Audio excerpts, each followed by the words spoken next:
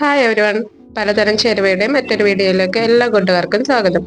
ഇന്ന് നമുക്ക് വറുത്തരച്ച് ചിക്കൻ കറി വെക്കാം കേട്ടോ. ഈ ഒരു ചിക്കൻ കറി വെക്കാനായിട്ട് ഒത്തിരി സവാളയുടെ ഒന്നും ആവശ്യമില്ല, ഒരു കുഞ്ഞു സവാള മതിയാവും. പിന്നെ ഉരുളക്കിഴങ്ങോ അല്ലെങ്കിൽ പച്ചക്കായ എന്തെങ്കിലും ഉണ്ടെന്നുണ്ടെങ്കിൽ നന്നായിരിക്കും, നമ്മൾ വറുത്തരച്ചൊക്കെ വെക്കുമ്പോൾ ഇടുന്ന പോലെ. പിന്നെ 2-3 ടേബിൾ സ്പൂൺ തേങ്ങ ചിരകിയതും കൂടി ഉണ്ടെന്നുണ്ടെന്നുണ്ടെങ്കിൽ നല്ല ടേസ്റ്റി ആയിട്ടുള്ള ഈ ഒരു ഗ്രേവി റെഡിയാക്കാം. ഇത് ചോറിനും ചായയുടെ കടിക്കും എല്ലാത്തിനും ഒരേപോലെ ഉപയോഗിക്കാം കേട്ടോ. ചിക്കൻ കറിയിലേക്ക് ക്യാരറ്റിന്റെ ആവശ്യമില്ല കേട്ടോ. ആ ഒരു ക്യാരറ്റ് അവിടെ ഇരുന്ന് കേടായി പോകണുണ്ടായിരുന്നു, ഞാൻ അതിലേക്ക് കിട്ടുന്നേ ഉള്ളൂ. അപ്പൊ കറി വെക്കാനായിട്ട് ഞാൻ ഒരു 3/4 കിലോ ചിക്കൻ ആട്ടോ എടുത്തേക്കുന്നത്. പിന്നെ ആവശ്യമായിട്ടുള്ള വെജിറ്റബിൾസ് ഒക്കെ ഇവിടെ അരിഞ്ഞു വെച്ചിട്ടുണ്ട്. ഓരോന്ന് ഇടുമ്പോൾ ഞാൻ പറയാം കേട്ടോ എന്തോരൊക്കെയാന്ന്. അപ്പൊ നമുക്ക് പ്രിപ്പറേഷൻസ് തുടങ്ങാം. ആദ്യം തന്നെ ഒരു പാൻ അടുപ്പത്ത് വെക്കാം. നന്നായിട്ട് ചൂടായ ശേഷം 2 ടേബിൾ സ്പൂൺ വെളിച്ചെണ്ണ ഒഴിച്ചെടുക്കാം. വെളിച്ചെണ്ണ ഒന്ന് ചൂടായി വരുന്ന സമയത്ത് ഉരുളക്കിഴങ്ങ് ഇട്ട് കൊടുക്കാം. ഒരു മീഡിയം സൈസിലുള്ള ഉരുളക്കിഴങ്ങ് മതിയാവും കേട്ടോ, ചെറിയ കഷ്ണങ്ങളായിട്ട് അരിഞ്ഞത്. ഇനി ഇത് ജസ്റ്റ് ഒന്ന് കളർ മാറുന്ന വരെ ഒന്ന് ഷാലോ ഫ്രൈ ചെയ്തെടുക്കാം കേട്ടോ. 1 മിനിറ്റ് 2 മിനിറ്റ് ഒക്കെ മതിയാവും. ഇതായിട്ടുണ്ട്, കോരിയെടുക്കാം.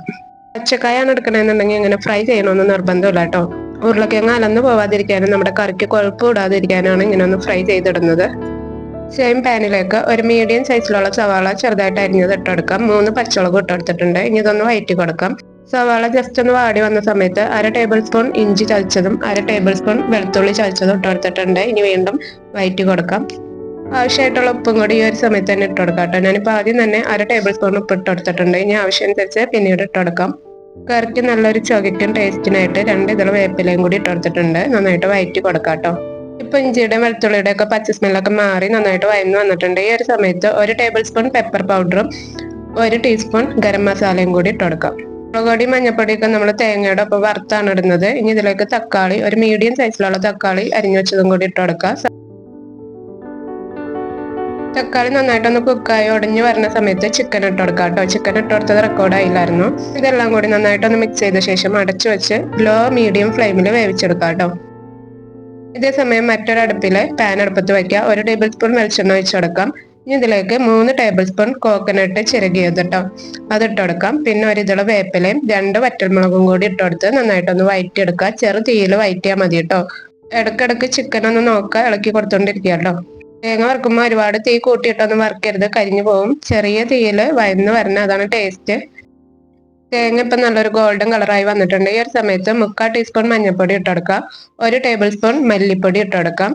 പിന്നെ ഇതിലേക്ക് വേണ്ടത് 1 ടേബിൾ സ്പൂൺ കാശ്മീരി ചില്ലി പൗഡറും 1/2 ടേബിൾ സ്പൂൺ സാധാ മുളക് പൊടി, എരിവുള്ള മുളക് പൊടി കേട്ടോ. പൊടികളെല്ലാം ഇട്ടെടുത്ത ശേഷം 1 മിനിറ്റെങ്കിലും ലോ ഫ്ലെയിമിൽ ഒന്ന് വഴറ്റി കൊടുക്കാം. അതിനുശേഷം ഫ്ലെയിം ഓഫ് ചെയ്ത് ചൂടാറിയ ശേഷം അരച്ചെടുക്കാം കേട്ടോ. ആവശ്യത്തിനുള്ള വെള്ളം ചേർത്ത് നല്ല മഷി പോലെ അരിഞ്ഞെടുക്കാം കേട്ടോ. മഷി പോലെ എന്നുള്ളൊരു പ്രയോഗം എനിക്ക് വീണ ചേച്ചിയുടെ ഒരു വീഡിയോ നട്ടോ കിട്ടിയത്. അതിന്റെ വായിന്ന് ഇപ്പൊ പോണില്ല. നല്ലൊരു പ്രയോഗമാണ് ഇതുപോലെ പറയാൻ വേണ്ടി. അപ്പൊ നമ്മൾ തേങ്ങ അരച്ചെടുത്തത് ചിക്കൻ കറിയിലേക്ക് ഇട്ടെടുക്കാം. ആവശ്യത്തിന് വെള്ളം കൂടി ചേർത്ത് നന്നായിട്ടൊന്ന് തിളപ്പിക്കണം കേട്ടോ. മീഡിയം ലോ ഫ്ലെയിമില് ചിക്കൻ ഒരുവിധം നന്നായിട്ട് കുക്കായ ശേഷം ഇതിലേക്ക് പൊട്ടറ്റോയും കൂടി ഇട്ടെടുക്കാം. ഈ ഒരു സമയത്ത് കറിയുടെ ടേസ്റ്റ് നോക്കാം കേട്ടോ. ഉപ്പ് കുറവുണ്ടെന്നുണ്ടെങ്കിൽ ആഡ് ചെയ്ത് കൊടുക്കുക. എരിവ് കുറവുണ്ടെന്നുണ്ടെങ്കിൽ പച്ചമുളക് കീറിയിട്ട് കൊടുക്കുക. ആവശ്യത്തിനനുസരിച്ച് അഡ്ജസ്റ്റ്മെന്റ് ഒക്കെ ചെയ്യാം. അതിനുശേഷം ഒരു 5 മിനിറ്റ് എങ്കിലും 5-10 മിനിറ്റ് ഒക്കെ ഒന്ന് ലോ മീഡിയം ഫ്ലെയിമിലിട്ട് തിളപ്പിച്ച് നന്നായിട്ട് നെയ്യൊക്കെ തെളിഞ്ഞു വരണം. വേപ്പില 2 ഇതള് വേപ്പിലയും കൂടി ഇടാന്നുണ്ടെങ്കിൽ നന്നായിരിക്കും.